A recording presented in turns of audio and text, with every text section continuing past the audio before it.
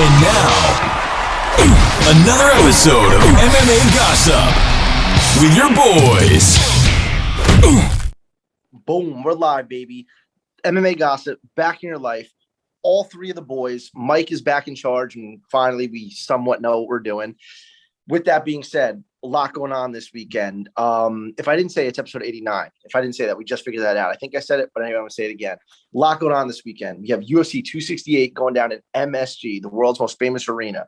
We have Bellator 270 going on in Ireland.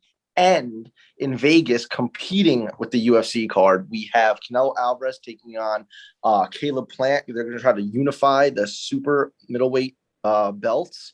And it's going to be a fucking barn burner. I don't know. I think it's a good thing for fight fans. I mean, we can get into this, but I think when all the fights are on like this, granted, Bellator's on a Friday. When the UFC competes with boxing like that, I watch both. Like I'll definitely have the UFC on TV, but I'll be with you guys actually. So we'll have the UFC on TV, but I'll definitely know what's going on in boxing. We'll have it on my phone, laptop, whatever it may be. And I'm sure we're not alone in that aspect. So before I let Mike take it away, please do us a favor, like, comment, subscribe. It really helps us out. It's free to do. I think we're over 140 now, which is awesome. So thank you all. Let's get it to 150. Without further ado, Mike, take it away. Baby steps, short goals. So, Chris, I thought of this good question. I don't know if you know the answer, but based on, since they're going head to head, the pay-per-views between the boxing and the UFC, like, who do you think gets more eyes? Like, does it determine how fast the bouts go, and maybe they'll delay one or the other to make sure that everybody switches over in time to the other one, or do you just straight up think one gets more eyes than the other? Yeah, the UFC is going to get more eyes for sure. It's Dana White will never, ever, ever shy away from going head to head. He loves the competition.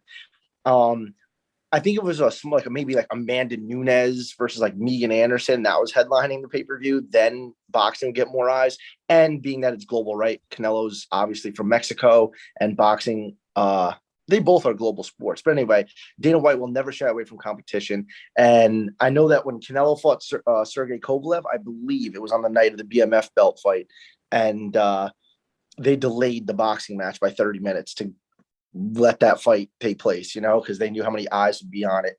So definitely more eyes in the UFC, and especially because it's, multiple title fights in MSG. It's coming off an amazing fucking weekend. You know what I mean? The UFC is definitely gonna get more eyes. Yeah, amazing weekend. Summed up in a couple words, Jan is, in my opinion, going to be the best 135 pounder of all time. He's just unbelievable. Chimaev's a beast. Islam is a fucking animal too. And he'll be a champion soon.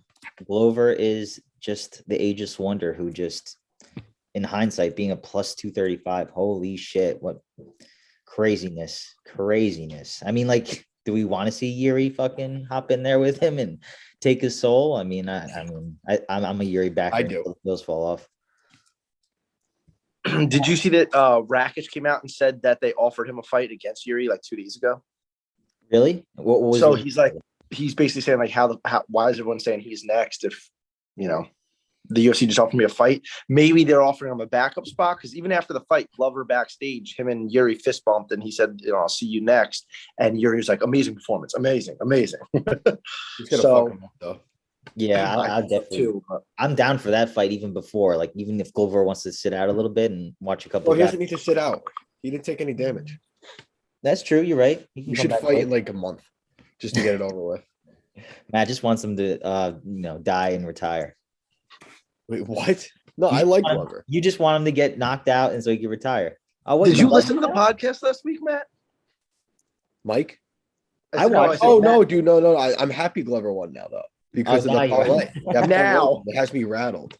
Amanda Hebos all of a sudden decides to be really fucking good. And especially after Jen Zaroba won the first round, I was like, no way. And then she just gassed. And then she, of course, has to drop her in the first round, make it even more dramatic. Yeah, but, Hebos looked good though. I mean, she's definitely not going to be top 5 material. I really don't see her ever getting there, but I mean, she can hang with the top 10. She's good. I mean, me and Chris said it last week that if it was a standing bout, she would have the edge, and that's what it turned into. Yeah, absolutely right. But, guys, I got to say something. We got we got America's hero fighting this weekend. The bad guy persona with the heart of gold. The man who always has a plan and is always looking ahead to the next thing. The man who represents our flag better than anybody. He says whatever he wants. And kicked off YouTube. Whenever he wants, whenever he wants. He's always got surrounded by beautiful women, and he always has America's best interest in heart. Colby Chaos Covington. Dude, coming to MSG to take back what is rightfully his, and he's getting that belt from Kamaru, the Nigerian Nightmare Usman. I'll be so happy. I'm wearing a election shirt to your house, Mike. Yeah, I'm stoked. Colby's been in all his interviews with the FDNY flag or FDNY hat and the NYPD hat on either side of him, and I fucking love it, dude.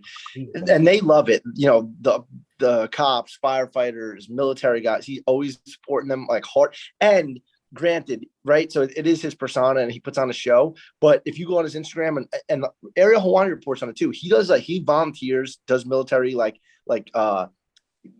saw one day he's just like loading a plane, you know, just he goes out of his way and does like charitable work for these organizations. So it's not just an act, and it is really what he believes. The Trumps love him, you know. He's always hanging out with Junior. He's on this boat, he's living that persona. He kind of talked into existence, you know, hanging out with the CEO of Bang Energy. He flew into friggin' Teterboro on a private plane for this fight, so he's doing something right.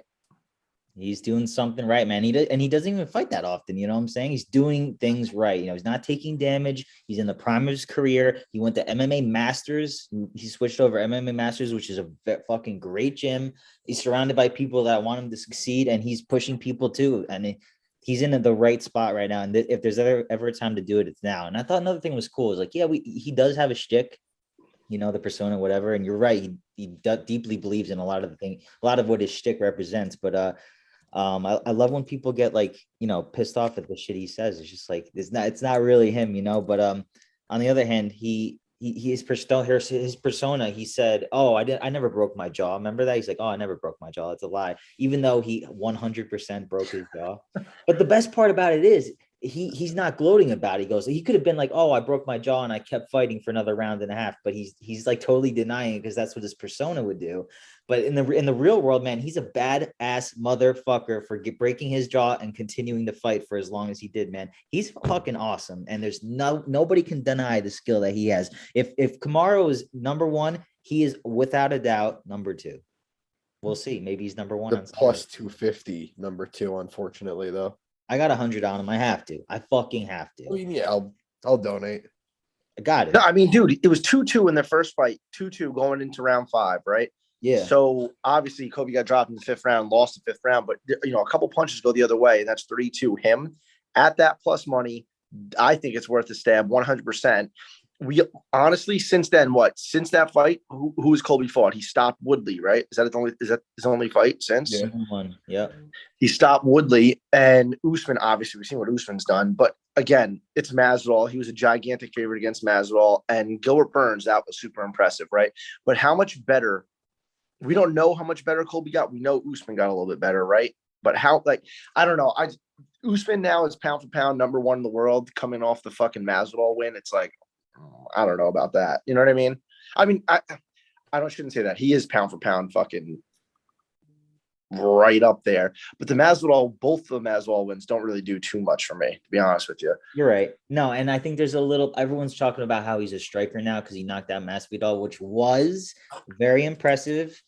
I'll give him that, but I do think there's an overhype into his stand-up skill. Everyone's like, "Oh, Kamaru's gotten so much better, and we haven't seen anything from Colby." It's like, yeah, but Colby's training his ass off at MMA Masters, and it's a different look, and he's going to get better. He's not going to get worse. Like, he's getting better. We just haven't seen it with our eyes. Whereas Kamaru, we've seen, you know, he's fucking just murking people left and right. But I just think it's a little bit overhype on Kamaru Usman and just a little bit of underhype on Colby Covington, but it's going to be a barn burner. He's two of the best guys in the world. And they're both at new gyms now. Since the last time they fought, Colby was with ATT, and now he's at MMA Masters, and Kamaru was at Sanford MMA, and now he's with Trevor Whitman. Also, shout out to Trevor Whitman. So that's granted, that's the reason why his stand-up has gotten better is Trevor Whitman. Trevor Whitman, Mike said before the podcast, supposedly that Chandler Gaethje's opening up the pay-per-view, but I thought it was third on the card. That's crazy. What the fuck? It would have been. I could be wrong. I might have read it wrong. No, I thought I read the Bleacher push notification wrong, but you're definitely right. Which is crazy, but regardless, he has Chandler, Rose, and fucking Kamaru. He'll be coring all, dude. That's fucking crazy. That is. But hey, if they're all peaking together like that, I mean, like they're gonna come out and just like bang, so it's exciting. He had Rose and Kamaru together last time. Now just throw Gaethje in the mix, and Gaethje's been his like day one. You know what I mean? Speaking of Rose, all right, let's just talk about this right now. All right, I'm not saying it was a fluke. It wasn't. I thought Rose 100% set up the high kick beautifully, but it was a short fight. We didn't see any of it, right? The odds are plus 100 on Rose. What am I missing here? In what world is? I mean, does Vegas know something? I don't know. Like, I want to. I think they know something you don't. I think they really know something. I think they don't put much stock in that win from a betting perspective. I think they just look at it as fluky. I do. I agree. But from an odds maker's perspective, you're not thinking like we're thinking. They're thinking completely different, and they think it was fluky, and they're not going to turn around and give someone like Zhang Weili these crazy underdog odds. Like they'd rather just leave it at even. Like it's a smart play on their end because it's kind of the kiss of death if you decide to make the odds any crazier than they are. I think they're in the right spot. Maybe you flip them and make Rose minus 114, but anything outside of that, like I think they're kind of spot on.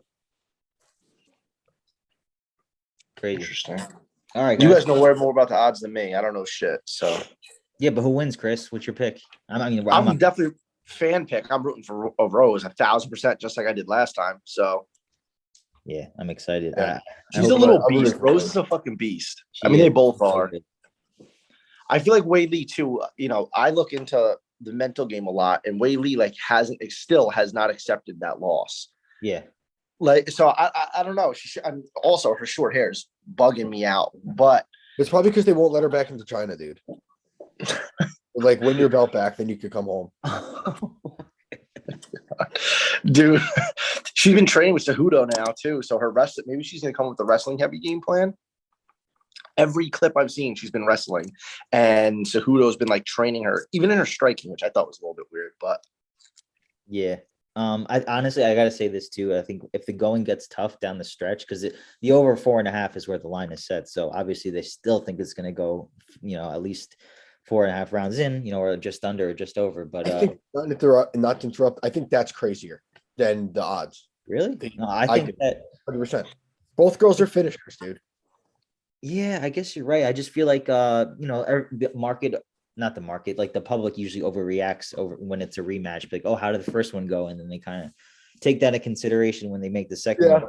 I have a stinky feeling. I agree with that. We'll see. But I just think that if the going gets tough down the stretch, I do think that Rose has been known to like fade a little bit here and there. I mean, in the Joanna fight in the second one where she went all 5, she got tired at the end, even though she won. She got tired at the end of round 3 with fucking Andrade, like she was like her nose was busted up and she was like, backpedaling for her life in that fight too. So I don't know. I mean, like I want Rose to win so bad, but it's going to be I think it's going to be a really close fight.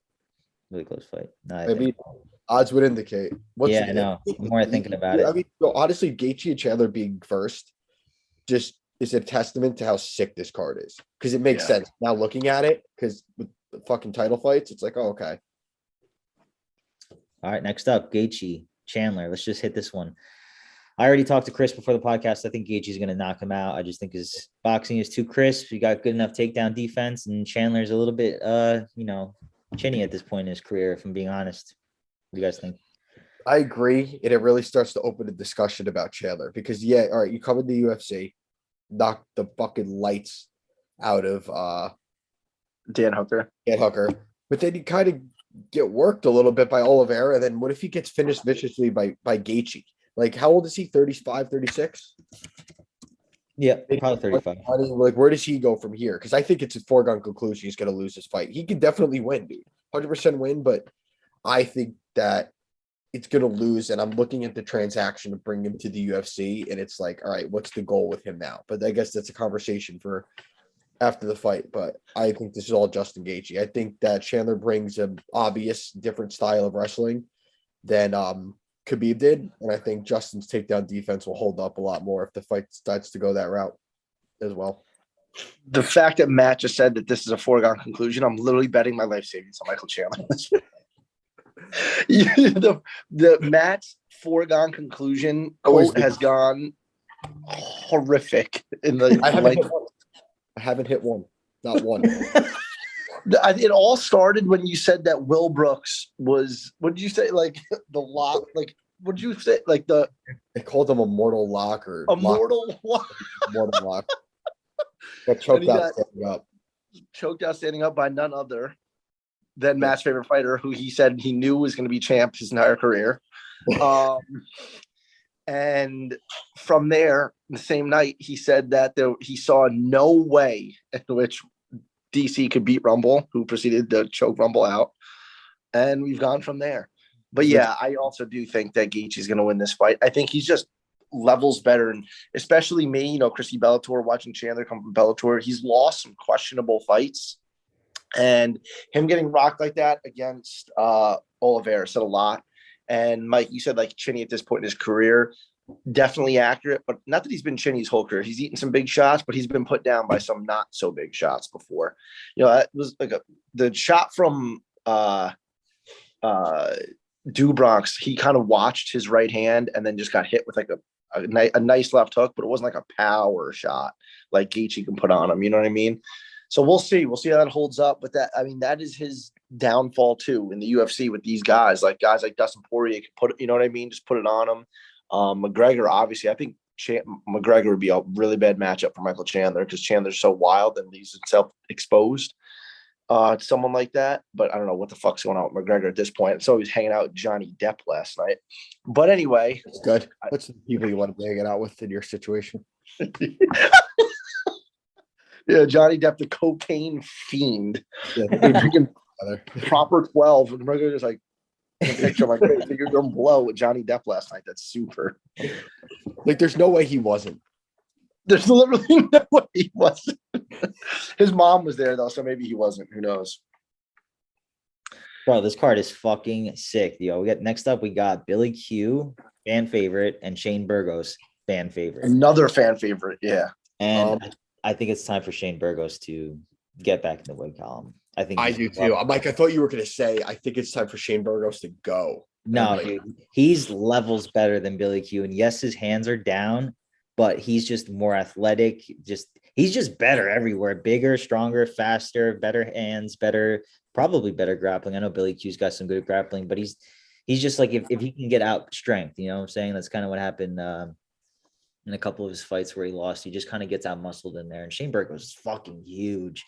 But if Shane Burgos loses this, he's got to go up to 155, man. I mean, like that knockout to Edson was scary. And the amount of damage he took from Josh Emmett in their fight that he lost, his past two losses, he took those shots would have put anybody out. And he just ate all of them. It's not good for his longevity, but I am picking Shane Burgos here. I'm picking Burgos too. I think Billy Q relies too much on his chin. Like he gets hit a fuck ton. And while Burgos, we've seen him get hit recently, I think he's just an all-around better boxer. And I think that's where this fight is going to take place. I think he's going to hurt him and finish this fight. But my overall expectation of him, like in that division, doesn't change. Like we saw who he will beat. We saw exactly what he'll lose to. Just a fucking, you good? Oh, just a fan favorite. Honestly, I love Burgos, and I'm excited for him to get back in the win column this weekend because I don't want him to end up getting cut. I don't think he's gonna get cut just because he's so fucking exciting, and I think he's just better than Billy. Like you said, Billy's just super durable, right? But his level of competition is nowhere near fucking Shane Burgos is. Like Burgos, we're talking about him losing, granted, right, to Josh Emmett and Edson Barbosa, and then who's Billy Hughes' last fight? Gabriel Benitez or Gavin Tucker. I don't know which one was more recent, but either way, you know what I mean? It's Gavin Tucker beat his ass. Yeah, beat him up. Right. Yeah. Then he came back and beat Benitez, right? Yeah. But he looked good, but Benitez is not as good. Right. Right. And I like Billy Q a lot, don't get me wrong, but like Matt said, I think he's just relies on his durability, and against someone like Shane Burgos, it's not going to be an ideal situation. What are the odds on that, by the way? Shane is like minus 190, I think. Okay. Shane, I seen 200 recently. Yeah, I think that's fair. Matt, Chris, I can't wait to watch you sweat on Saturday, bro. We got Frankie, the answer, Edgar, FE, Iron. FE, baby. Yeah, man. He's in a must-win situation here, man, and he's going up against one of the guys that's just like always drops the first round but comes back strong. But finally, he's facing Frankie Edwards, one of the guys that does not fade at all the whole fight. So to me, Frankie being a plus 140 is a must play because Marlon Vera is not really known for his crazy knockout power, but he is known for going forward the whole time. And Frankie's got the ability to go 3 rounds. So what am I missing here? Who's going to win? I mean, Chris, I know who you're picking, but how's it going to go down? You are asking me first? Matt's laughing, so I might have to slap the shit out of Matt on Saturday. It's going to be my lock. Oh, you fucking why? That's fucked up. Dude, I'm going to be sweating, that's for sure. I mean, Frankie Edgar's, I guess the line, dude, so if you think about it, Frankie Edgar has, he beat, what's his name? Pedro Munoz, right? Was his last win, and then he lost that fucking brutal knockout to fucking Sandhagen. And before, dude, Frankie Edgar's my favorite fighter ever, right? I started watching Frankie Edgar literally in high school, through college, met him in college, which I've said about 1 million times in the podcast. But his last few fights, so he suffered a brutal knockout against Sandhagen. He beat Pedro. He got knocked out on short notice across the world by Korean Zombie and knocked out by Ortega. No, he fought since then because he fought Holloway. But anyway, he's lost, I think, 3 of his last 4. So that's what the line's at. He's 40 years old. He has I don't even know how many fights in the UFC, dude. He's almost at his 40th professional fight. So it's up there. He's been fighting in the UFC for a decade. And now he's at the point where, it's catching up with him. We were just talking about Shane Burgos, the longevity of his career, being in trouble because shots that should have knocked him out didn't. Frankie Edgar dropped by Gray Maynard in one fight 4 times. He's always been, his MO was get knocked down and just never give up, just like fucking Rocky, right? He always has the answer. But I think he's at the point now where just the accumulation of shots is just adding up. Like Max Holloway didn't put him away, but Max Holloway isn't like a finisher. It's just more the accumulation. But anyone in this position, I really think granted, of course, I think he's going to win, but I think the line's perfect. I think his wrestling, obviously Marlon Vera has great jiu-jitsu, but Frankie Edgar has great jiu-jitsu too. And the pace, I think their pace is going to be even. Cardio, they both have really good cardio. Obviously, Frankie's known for his. And Marlon doesn't have that big, well, I say that now, but doesn't have big power. He's not known for his power, at least, to put Frankie away, which has been his downfall as of recently. So, I mean, we'll see, dude. I'm obviously going to be rooting for him at plus 140, and I'm going to say he's going to win. I'm never going to pick against him. But I think at this point in his career, they're trying to use him as a springboard for Marlon Vera. That's like the UFC's plan, at least. Maddie. It's so hard to follow up with all that because Chris is such a super fan. I just think Vera's going to beat him. I don't know. I don't want to say I've seen enough of Frankie Edgar at this point. Dude, I'll slap you. You've seen enough. I'm tired of watching him getting brutally fucking finished. Yeah. It just gets to the point where, dude, I love Frankie. It's nothing against him at all, but like come on. And Marlon, I think, is completely capable of finishing him on the feet. But after the last fight against Sandhagen, and obviously I'm not comparing Sandhagen to Cheeto by any stretch of the imagination. Like, if I have to see that again, and you too, Chris, like at that point, he's 23-10. I think it's time to be like, yo, I'm 40 years old. I got kids. It's time to hang it up. And that's the narrative I'm going with this for this fight. Unfortunately, I think Cheeto's going to finish him inside 2 rounds. Damn. Yeah. How? I think he's going to knock him out. I think he's going to catch him with a knee again. Well, not again, but dude, I really do think Frankie's better than Cheeto, like across the board. I do too. His striking though, dude.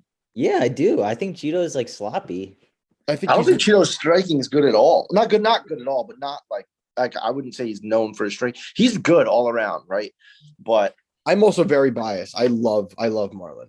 I love Marlon too, and I almost bought his RVC. RVCA did a collab with him, and they put out like merch, and I was gonna buy it because it's RVCA and it's Cheeto and UFC merch. But then I was like, I'm not buying this against Frankie Edgar. Like, I was not wearing Is it still there? Is it still there? I'll buy it. Probably. Yeah, probably.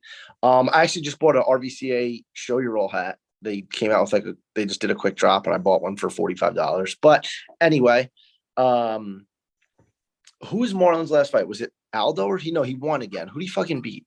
I think he beat David Grant.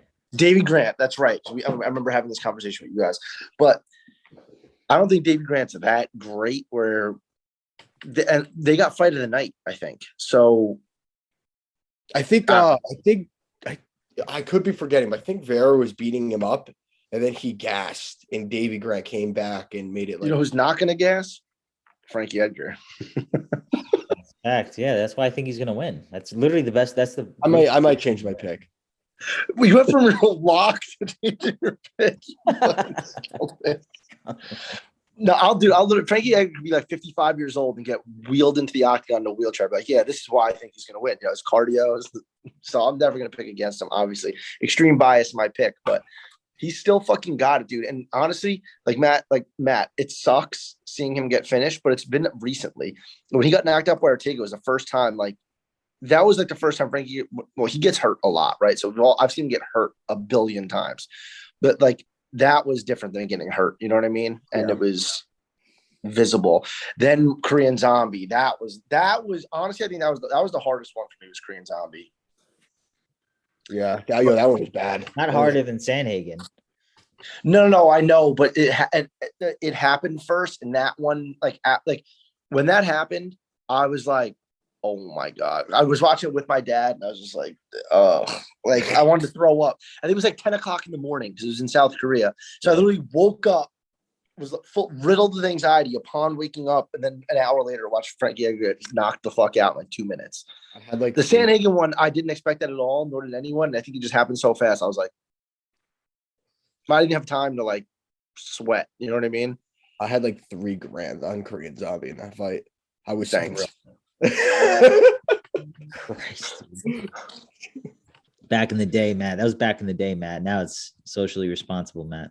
Yeah, I don't. Also, before we change topics, last time when Frankie got brutally finished by Ortega, I went to his next fight, and everyone was saying it was way too early because it was only a month later. And me and Mickey we sat cage side and we watched him to beat Cub Swanson, and he was the underdog going into that. I'm like, what the fuck?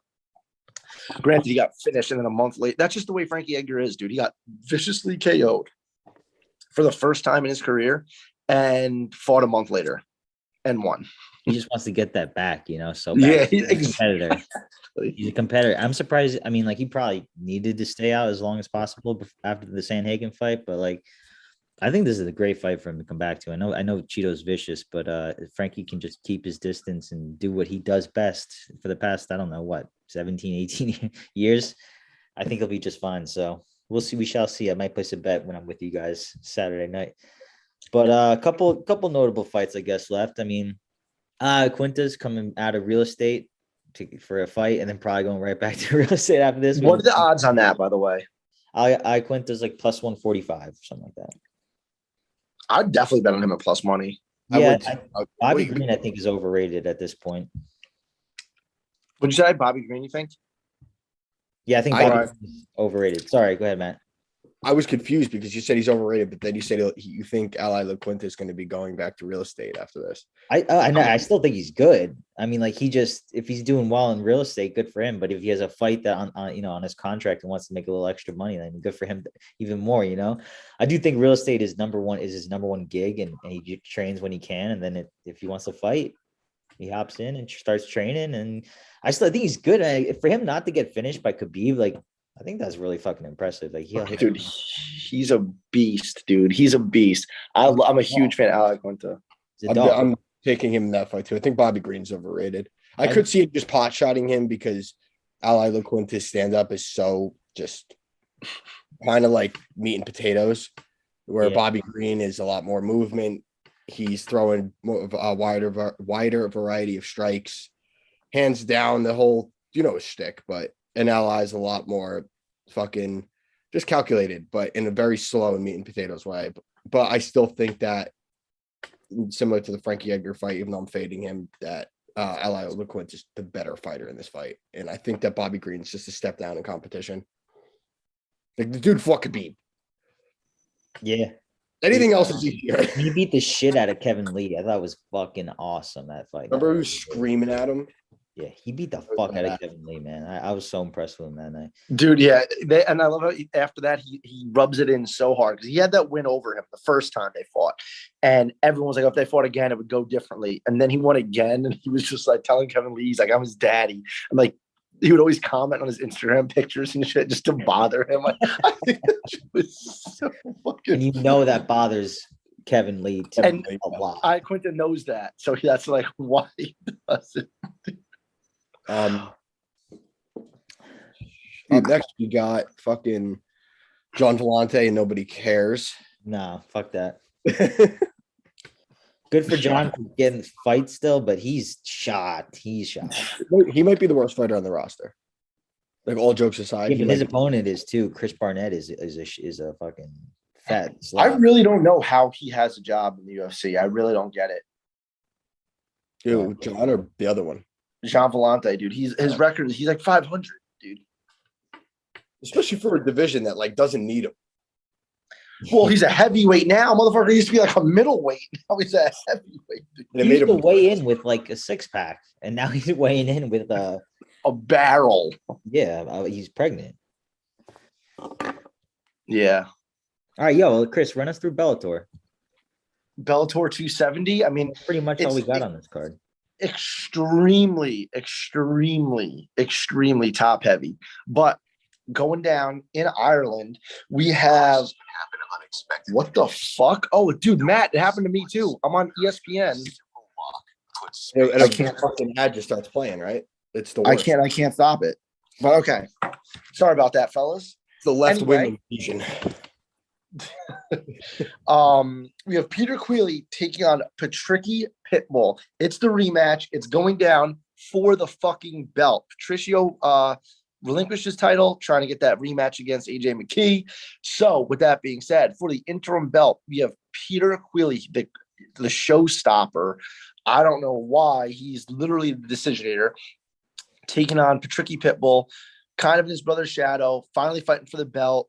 I think it's just do you guys have the odds on this fight? Because I'm pretty sure the first time Patricky was a sizable favorite and Peter Queally was winning, and then the cuts happened. What's the odds on it? Minus 225.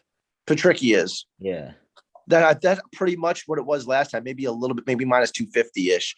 I'm really seeing that at DraftKings. Everyone else has them 245 or higher. Yeah, that's what it was last time. So it's I think it's going to go down exactly how it went last time.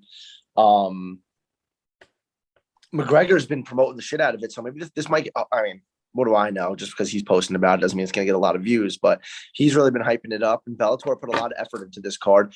And the co-main event, obviously, another McGregor teammate turned. What's his name? James. What's the fucking name of his gym now?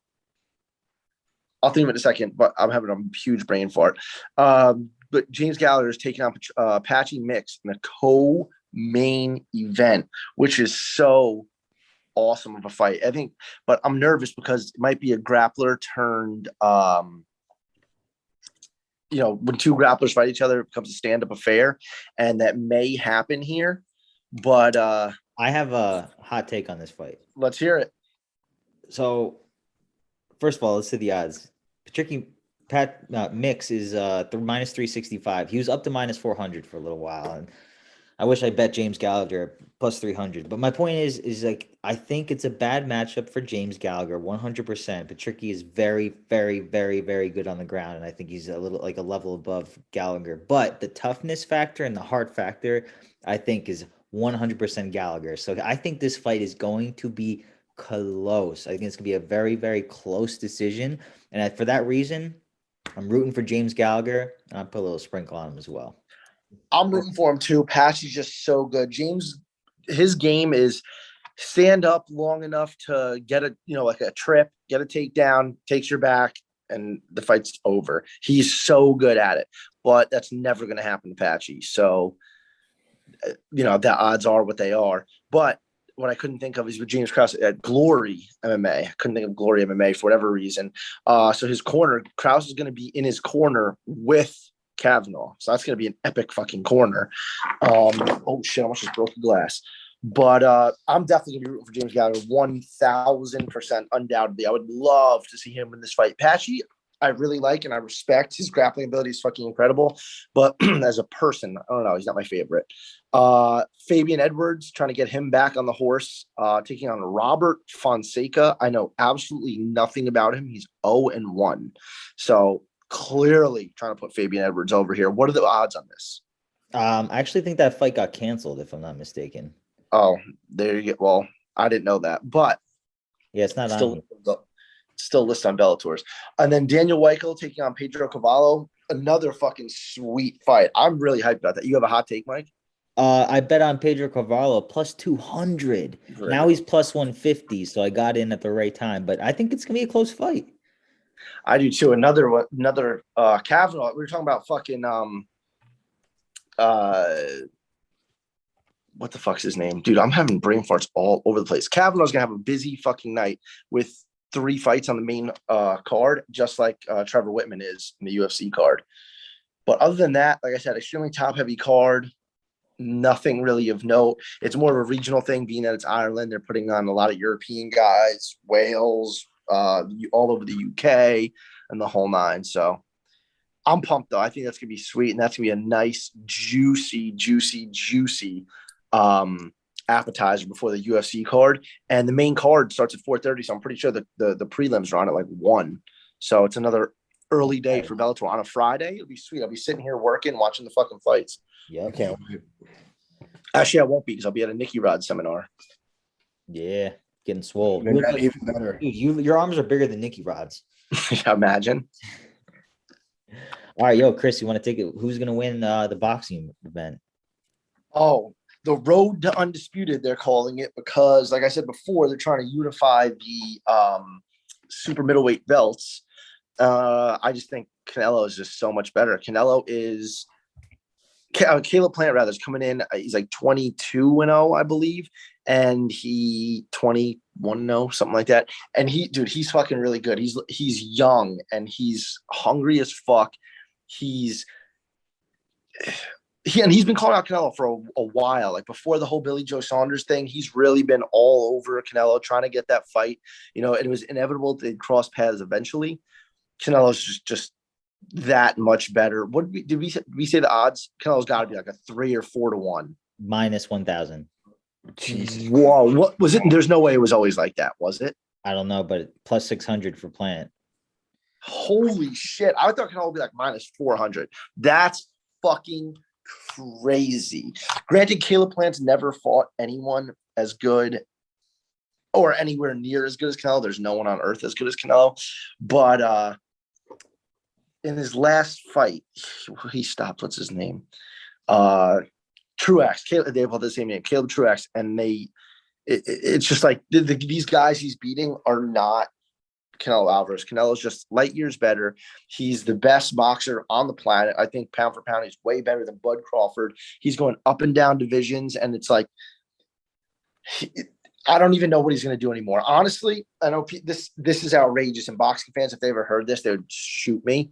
Oh, God. But no, the fact that people are saying he should fight Jake Paul, at this point, I'm like, you know what? He just should, because just do it. Just do it. Just do it. There's no, like, Canelo can't there's nobody that can beat him. So, you know what I mean? And the thing is, if he fought Jake Paul, there's no way on earth it would last more than 1 minute, and it would just appease so many people. You know what I mean? Yeah. Like, I can't even explain. Like, when people were like, oh, would Logan Paul do this and that? It's like, bro, I can't even. I get like, I stutter and I start tripping over my own words. And I try to, like, there's no way to actually explain how good Canelo Alvarez is. You know what I mean? Yeah. He's so astronomically good. He's 56-1. His loss being to Mayweather. Mayweather made him suck down to 151 and fought him when he was like 20 or 21 years old. And they deemed that fight the one. And whoever, Money Team and Mayweather Promotions, they knew what the fuck they were doing. Not Mayweather himself because he can't fucking read. But the guys he has working for him just saw the potential Canelo had and got that fight out of the way early. And Canelo called for that rematch a million times. Mayweather hasn't even responded. He's MIA from that. But yeah, I don't want to keep ranting about Canelo Alvarez, but the guys he's beating and the weight classes he's jumping is just so incredible. Like going up and fighting Kovalev and then at 175, meanwhile he fought Canelo or Mayweather rather at 150. That's like going from literally fighting at welterweight at 147. That's like going from featherweight to middleweight. You know what I mean? It's insane, dude. Insane jump. Do you think that experience is going to count for a lot in this fight? Like, what's going to be the deciding factor? Like, how is Canelo going to be better than every single aspect?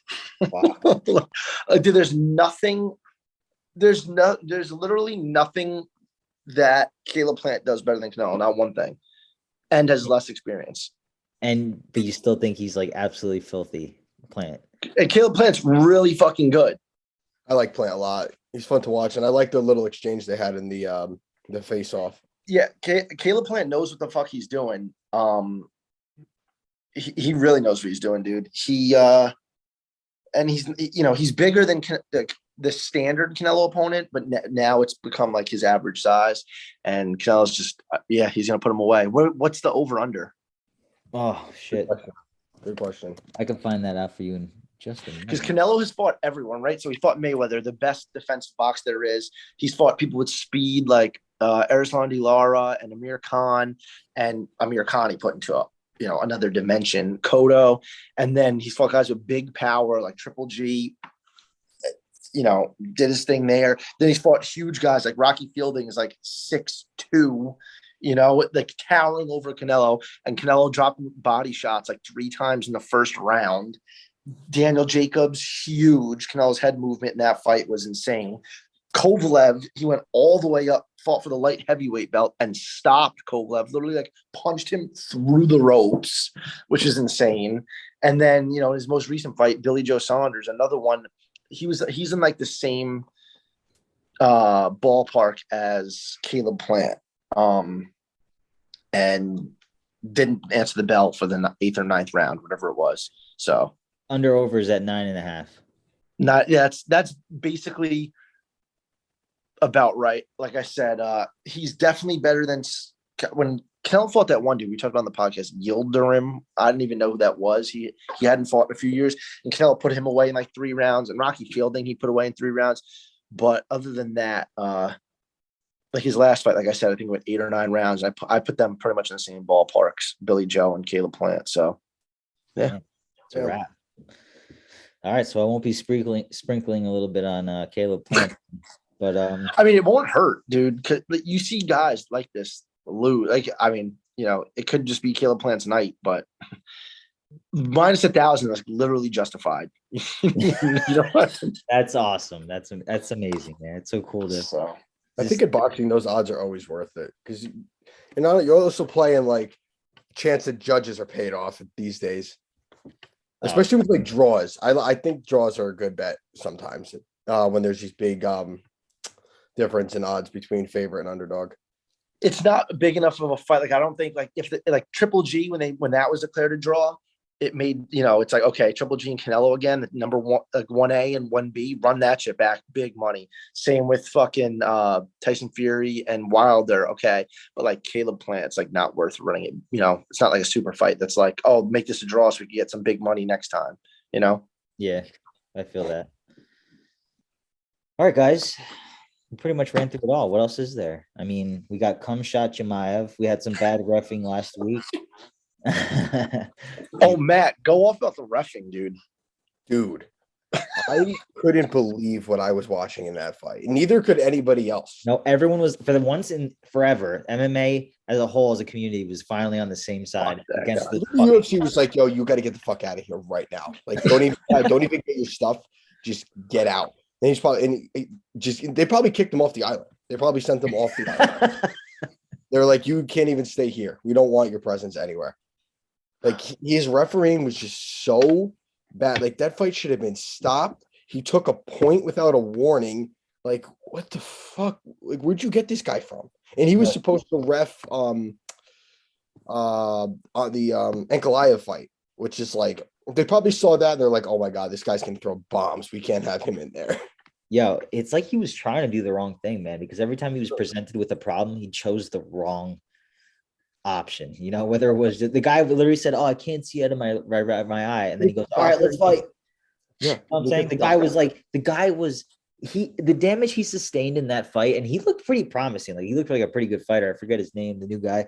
That he just got beat up by Zaleski, but he is not going to come back the same, bro. I mean, it's so fucked up to see something like that. I mean, like it's crazy how you literally can't get in there. Like this ref, it was this ref's discretion whether the fight. I just don't get it. Like if I've never refed anything. If I was in there, I promise you I would have done a better job. Oh yeah, I do, no doubt. I have zero doubt that you would have done a better job. Anybody would have done a better job. Bad stuff. You don't like to see that. And then it makes you think, yo, hold on. Made you think because remember when Dan Hardy stood up and was like, yo, Herb Dean. Remember he called out Herb Dean, but that was when it was an empty arena. And Stop the fight. Stop the fight. Yeah, stop the fight. And now it was a louder arena at Fight Island, and DC was calling for it to end too. I was wondering if you heard DC. Yeah, I heard him. Yeah, he's like, stop the fight. Well, I'm wondering if the ref heard him, but I was like, oh, there's people here. No, I don't think he heard him because he fucking it was the second round when DC said that, I'm pretty sure. Or maybe in the moment he's like, fuck, I can't stop the fight now. I don't know, man, but that guy is gone. Yeah. Speaking of of a hole somewhere. Yo, Colby Covington, everyone, let's do a real quick circle prayer right now for the man that's gonna take America back, baby. Let's go. I would love that. Yeah, dude, the red wave's here, bro. Shout out to Youngkin, and shout out to Bergen County for rigging the election. Thanks. Oh, baby, it ain't over yet, man. I'm holding hope. Dude, I went to bed. I was like such PTSD. I went to bed so happy. I was like, go up like 40K. I know there's some shit left, but it's a lot. I woke up at 6:30. I was like, oh my God, it happened again. Just so you know, fucking happened again. As we speak, I swear on my life, my phone just rang. I literally just read it. My most recent alert, Wall Street Journal, New Jersey Governor Phil Murphy beats Jack Ciattarelli in a tight race. He's the first Democratic governor to win re-election since 1977. Oh, man. It's a wrap. We almost had it. That sucks, man. So bad. So he was declaring victory last night. Oh my God, I'm so upset. Whatever. He's a fucking douche. We made some moves. That's all that matters. Made some moves. Yeah, we did. Progress is made. Virginia is secure. New Jersey is still a shithole. All right, guys. Love you all. We'll see you all next week. We ended on a brutal note.